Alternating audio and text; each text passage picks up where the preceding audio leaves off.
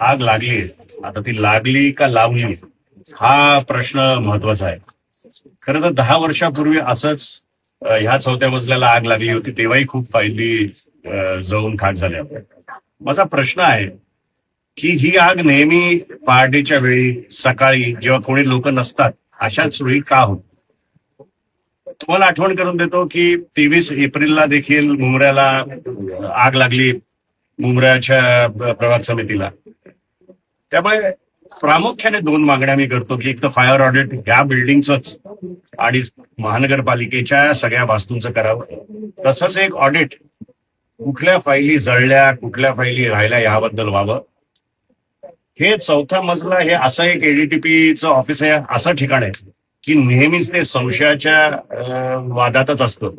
आणि त्यामुळे प्रामुख्याने आमचं तर स्पेसिफिक म्हणणं आहे की ही आग लावली आहे का याच्यावर